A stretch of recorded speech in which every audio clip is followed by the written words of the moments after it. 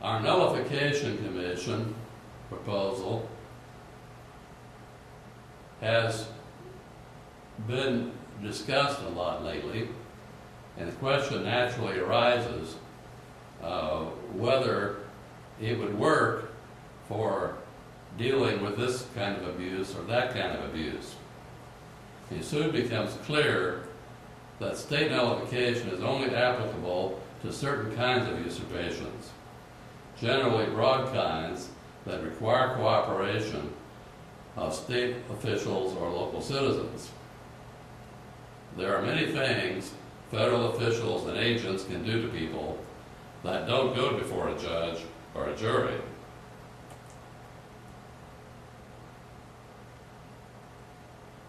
Let's examine the Federal Action Review Commission proposal to understand this. First, the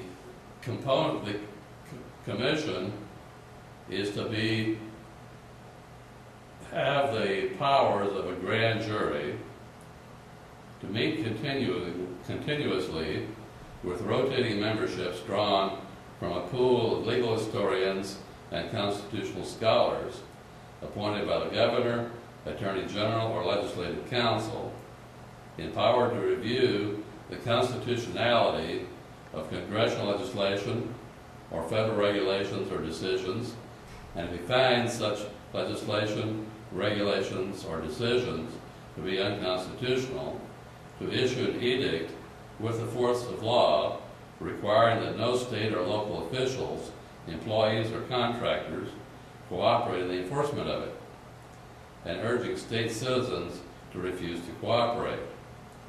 This commission would be established by an amendment to the Texas Constitution.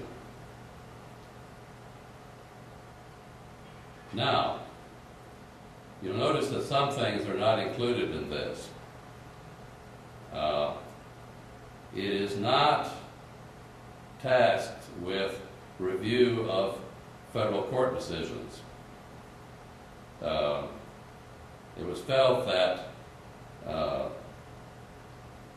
the attack needs to be on the underlying statutes or regulations, because if you start challenging federal court decisions, then you may create a situation that would lead to conflict.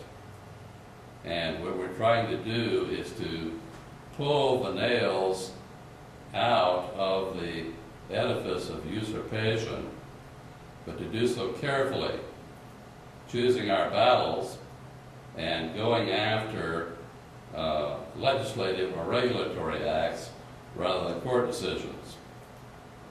Court decisions have to be gone after as well, but realistically the only way to do that is by constitutional amendments.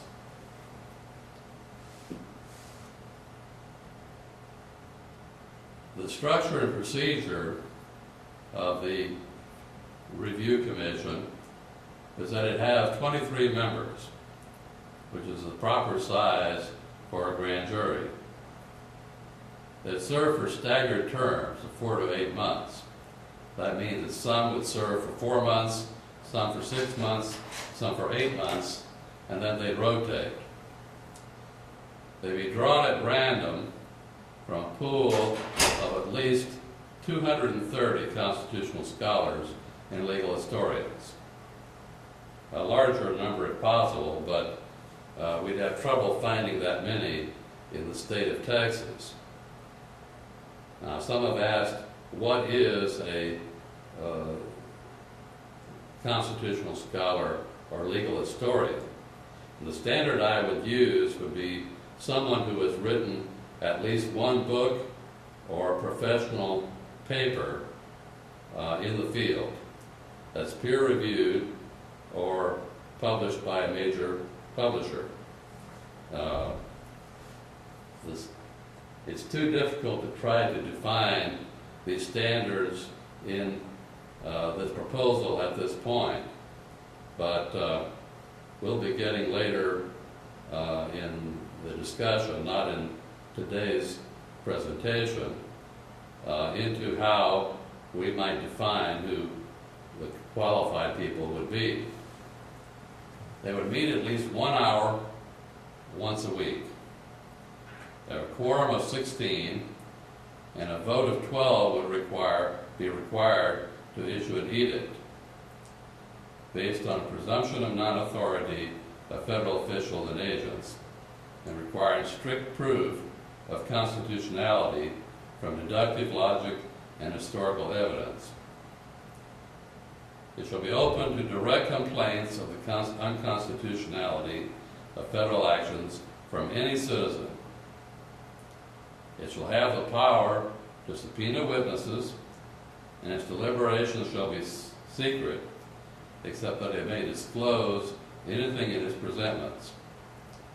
It may authorize criminal prosecution by issuing an indictment to any person, not necessarily a lawyer, upon a finding that the court cited has jurisdiction and that evidence of guilt is sufficient for trial. Now you'll notice here that what I'm bringing into this is the option of private criminal prosecutions. It is currently not encouraged under the law of most states. It is allowed for in Texas law, although it has certainly been discouraged in recent decades by judges. So this is part of what it is trying to do, is to revive private prosecutions. Now, the prosecutor may be a lawyer, although he shouldn't necessarily be, because lawyers are generally under the thumb of the judges and would not be sufficiently independent to conduct many of these kinds of prosecutions. So we need to have a way of bringing in non-lawyers in order to intervene in the system at appropriate points.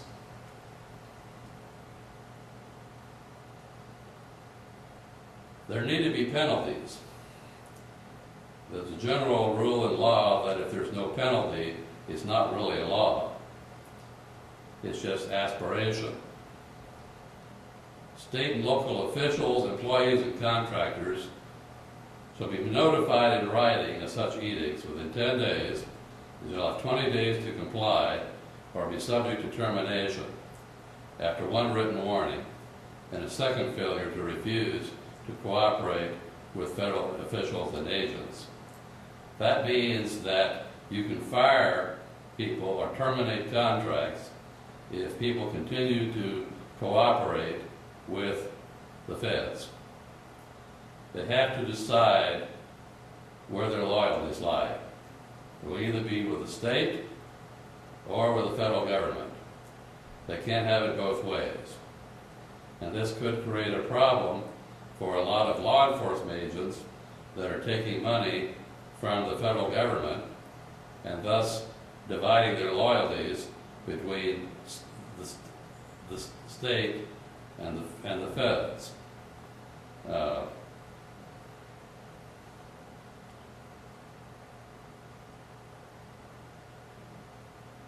Now, the question has arisen, what happens for civilians if they go along with this Nullification Commission and are prosecuted anyway? It is there's a court precedent, Massachusetts v. Mellon from 1923, that held that a state may not go to court representing its citizens to defend their rights. That's the ancient doctrine of parens patriae, where the government can represent the rights of its citizens. And the Supreme Court said it can't do that. So the state can't actually go to court to defend its citizens or get into trouble, but it can pay for lawyers for them. It can do everything short of actually representing them in court. It could, for example, guarantee them a job. It could pay their mortgages, their medical bills, put their kids through school.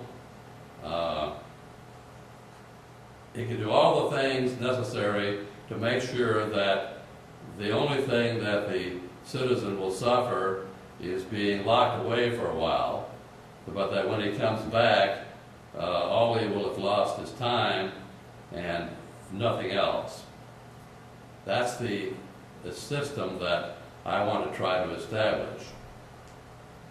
And of course, the state can intervene, file briefs, and do all kinds of the other things that are necessary to try to defend his position.